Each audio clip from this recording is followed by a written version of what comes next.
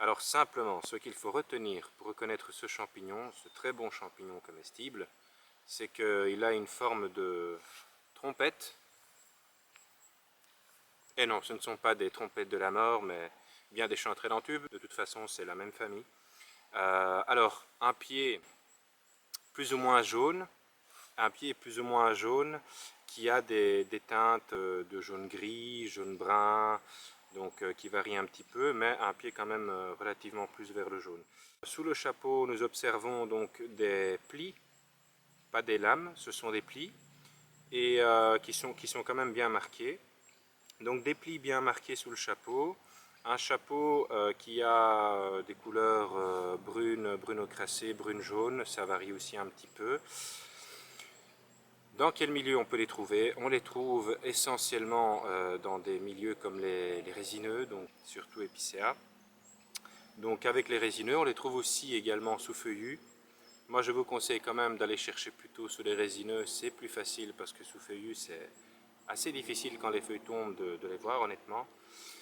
Et alors donc je disais très bon comestible avec un parfum assez fruité, très agréable et léger en même temps. Alors il pousse en touffe, donc si vous êtes dans un endroit où vous en voyez ou plutôt une chanterelle, regardez bien autour de vous attentivement, il y en aura sans doute beaucoup qui vont vous apparaître aux yeux. On peut la confondre avec sa voisine, la chanterelle jaune, et plus dans un jaune vif. Elle a des plis qui sont beaucoup moins marqués, donc ils ne sont pas très visibles.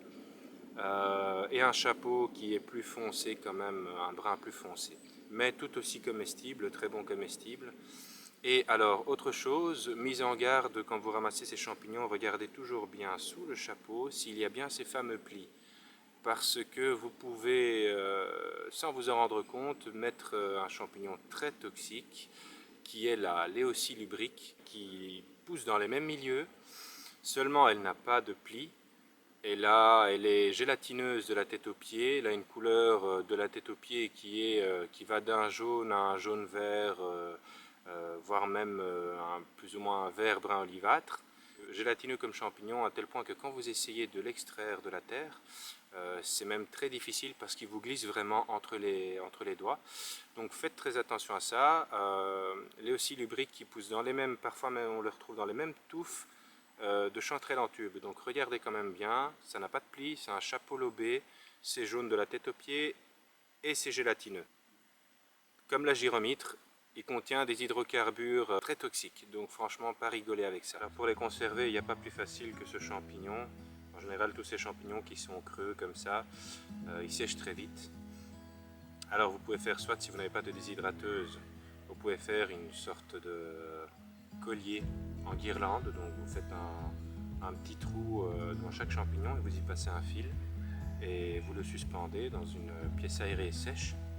Ça, après quelques jours, ça va sécher rapidement. Sinon, avec la déshydrateuse, moi je conseille à 45 degrés, une bonne dizaine d'heures.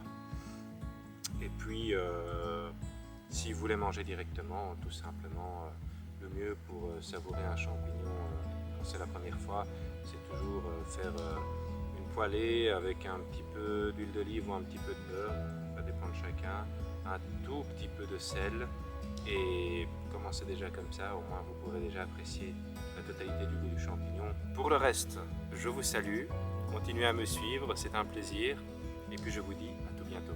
Au revoir.